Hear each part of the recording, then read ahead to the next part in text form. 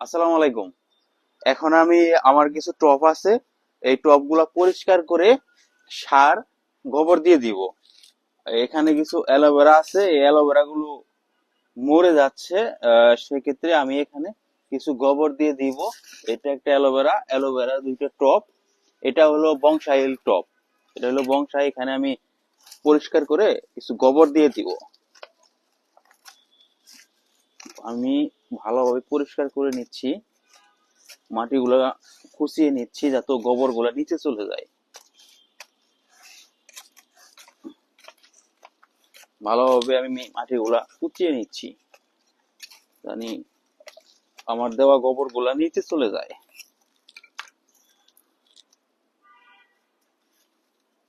এইটা দুইটা বংশাল আছে এখানে আমাদের, দুইটা বংশাল মেবি বড় হতে 6 মাস সময় লেগে যায়। বংশাল গুলো আস্তে আস্তে বড় হয় তো, সেক্ষেত্রে অনেক সময় নিয়ে নেয়। অ্যালোভেরা বেশি সময় লাগে না।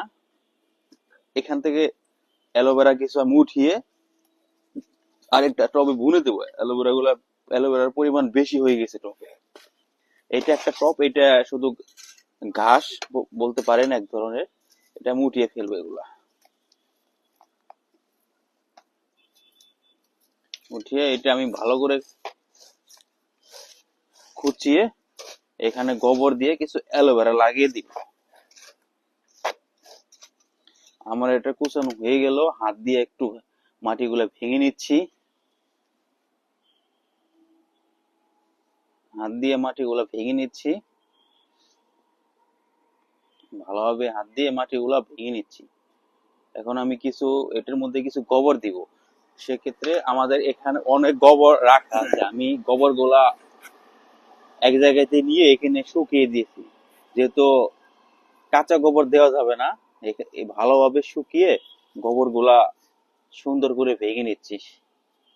আমি এখানে বেশ পরিমাণ গোবর দিয়ে নিচ্ছি, একটু বেশি করে দিচ্ছি। আমি আবার আমার বংশাইলের ওখানে গোবর দিব, এখানে তাই বেশি করে দিচ্ছি।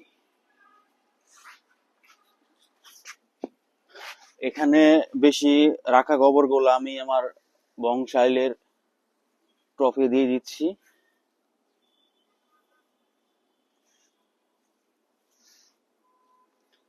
বংশাইল অনেক সুন্দর হয় দেখতে, অনেক সুন্দর লাগে।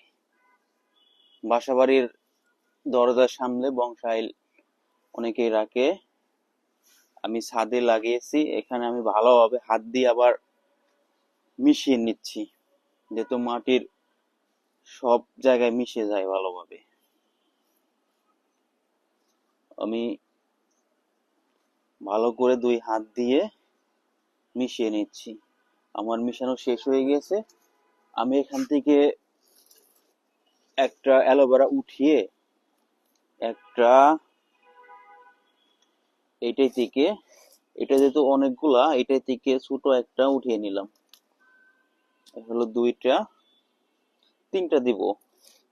এখান থেকে আরেকটা উঠিয়ে নিলাম, এই হলো 3টা।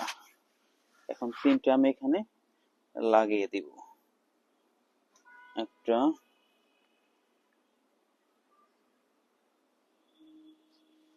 2টা, 3টা। 3টা লাগানো শেষ। কিছু গোবর নিয়ে আসি,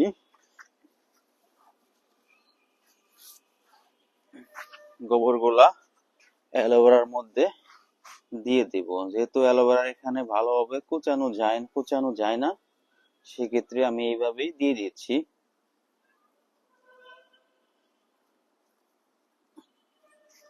আমার এখানে 4টা টব আছে।